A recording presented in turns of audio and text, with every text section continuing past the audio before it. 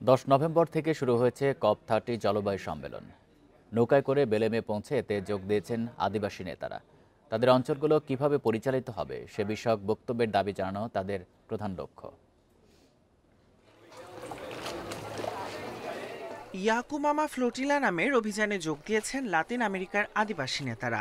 Andes পর্বতমালা থেকে ব্রাজিলের গ্রীষ্মমণ্ডলীয় উপকূলে নোঙর করেছেন তারা। জলবায়ু পরিবর্তনের পাশাপাশি খনি ও তেল উত্তোলন সহ কাঠ কাটার মতো বিভিন্ন কারণে বনের গভীরে প্রবেশের চাপ বৃদ্ধি পাচ্ছে। তাই এই অঞ্চলগুলো কিভাবে পরিচালিত হবে সে বিষয়ে বক্তব্যের দাবি নিয়ে এসেছেন তারা।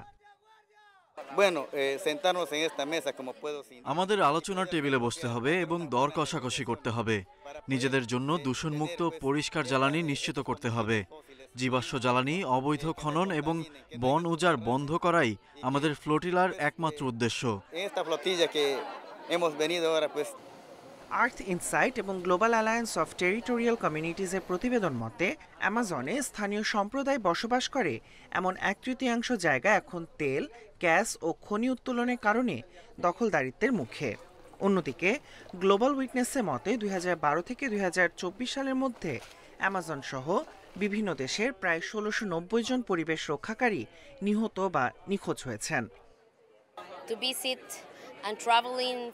আদিবাসী হিসেবে একত্রে কৌশল তৈরি করার জন্যই আমরা 25 দিনেরও বেশি সময় ভ্রমণ করেছি। বর্তমান বিশ্বের কঠিন পরিস্থিতিতে সকল সীমানা পেরিয়ে সংহতি তৈরি করাই আমাদের কাছে সবচেয়ে গুরুত্বপূর্ণ।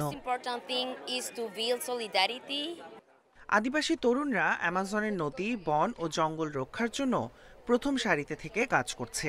নেতাদের পাশাপাশি এই ভূমি রক্ষা তাদের জন্য গুরুত্বপূর্ণ বলে মনে করছেন স্থানীয়রা। Tahmid Abrar, independent news.